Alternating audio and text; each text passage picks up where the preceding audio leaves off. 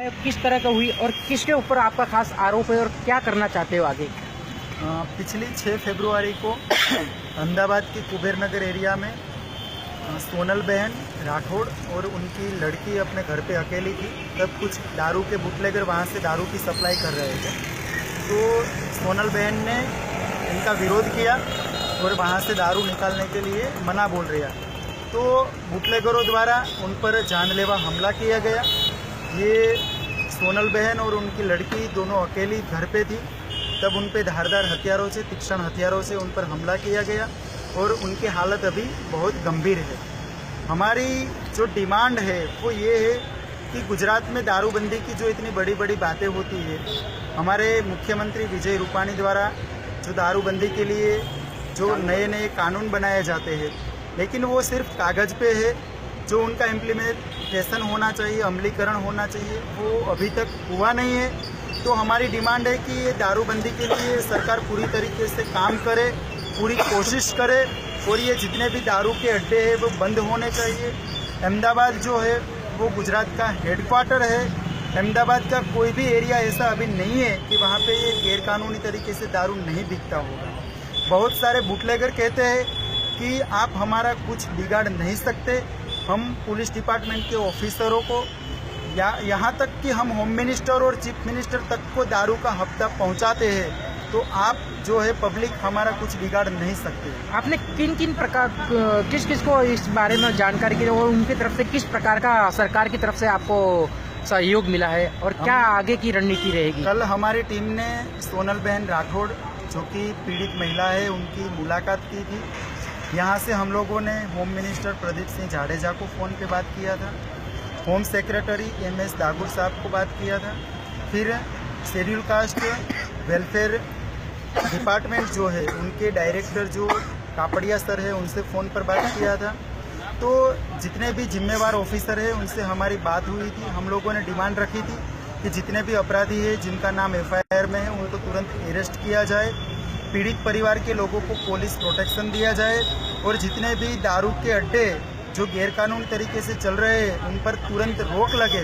लेकिन सरकार, पुलिस और प्रशासन की तरफ से पीड़ित परिवार को अभी तक कोई भी जो एक्शन लेना चाहिए, पीड़ित परिवार को न्याय मिलना चाहिए, उनके बारे में अभी तक कोई कार्रवाई नहीं हुई है। अच्छा, कुबेर नगर जो एरिया है जहाँ पर ये घटना बनी है वो दारू बंगों का एक एपिक सेंटर है, तो उस बारे में आपकी आगे की रणनीति क्या है और किस प्रकार का एक्शन करोगे? क्योंकि इसके पहले के जो नेता बन चुके हैं वो लोगों ने दारूबंदी को लेकर एक बड़ा मूवमेंट किया था, और क्या उसके बाद नेता बन जाने के बाद वो उस पर चुप्पी साधी है। अब उस पे बारे में आप किस तरह का उसको मूवमेंट को आगे जारी रखोगे? देखो, हम लोग समाज के कोई नेता नहीं है, हम समाज का केवल प्रतिनिधित्व करते हैं। समाज के लोगों पर जो अन्याय और अत्याचार होता है उनके खिलाफ हम उनके न्याय के पक्ष में लड़ाई करते हैं।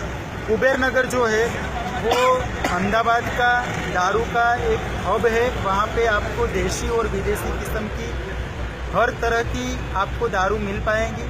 तो अगर सरकार की तरफ से वहाँ पर कोई एक्शन नहीं लिया गया, दारू के गैरकानूनी तरीके से चल रहे अड्डे को बंद नहीं किया गया, तो हम लोग आने वाले दिनों में जनता रेड करेंगे।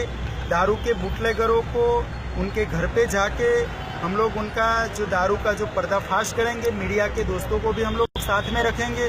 और इसके बाद भी अगर कोई जो ठोस कदम जो सरकार की तरफ से उठाना चाहिए वो अगर नहीं उठाएंगे, तो हम लोग आने वाले दिनों में अहमदाबाद में एक बड़ा आंदोलन करेंगे और सरकार की जो झूठी विकास की नीति है, जो फेक वाइब्रेंट मॉडल जो है, उनका पर्दाफाश करेंगे। महिला की क्या है वो? सोनल राठौड़ का हस्बैंड हूँ मैं, और 6 तारीख को मैं घर पे नहीं था और मैं, मेरी वाइफ सोनल और मेरी बच्ची निमिषा दोनों ही घर पे थे। वहाँ से ये बुटलेगर हर दिन निकलते ही है। उस दिन आक्रोश से आए और बोलने लगे यहाँ क्या हो रहा है। ये कितने समय से ये चल रहा था और कब आपने विरोध किया है इसका? ये मेरे हिसाब से तो कोई ऐसा टाइम नहीं है। मेरे जहाँ से मेरे को समझ आई उसी टाइम से यहाँ ये चल रहा है दारू का अड्डा, और गुजरात का एपी सेंटर है। आपने इसका किस तरह कितनी बार विरोध किया था और ये जो घटना हुई तो पुलिस की तरफ से क्या कार्यवाही की? इससे पहले बहुत सारी बात ये गोपाल भाई ने लेखित में भी दिया है और ऐसे मौखिक भी किया है। बहुत सारी बार कह चुके हैं कि भाई यहाँ ये प्रदूषण बंद करो। हम आम आदमी प्रजा यहाँ कैसे जी सकेंगे?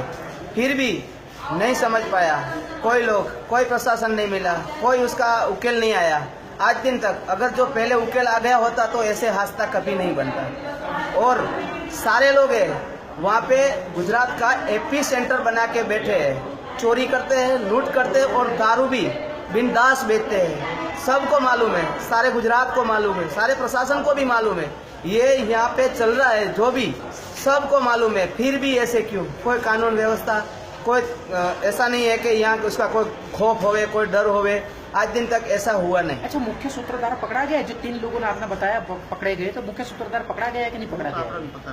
वो पुलिस कह रही कि पकड़ा गया है, ऐसा मानना है। गोपाल भाई, आपने ये जो हुआ है इंसिडेंट, उसके बारे में किस न्यूज़ को रजूआत की है और ये इतने टाइम से चल रहा है और वहाँ पे मकान की ले बेच अनऑफिशियल हो रहा है, तो उसके बारे में आपका अगला कदम किस तरह का रहेगा? स्थानिक पुलिस इंस्पेक्टर को मैंने रूबरू चैम्बर में जाके 4 से 5 बार मौखिक उनको रजूआत करी कि साहब हमारे जो दलित परिवार है वहाँ पे इनलीगली ये दारू का जो स्टैंड चला रहे हैं, रात को 7 बजे से 2 बजे तक रात को बियर बार जैसा, जहाँ महाराष्ट्र और राजस्थान में दारू खुला है फिर भी वहाँ ऐसा दारू नहीं बेचते।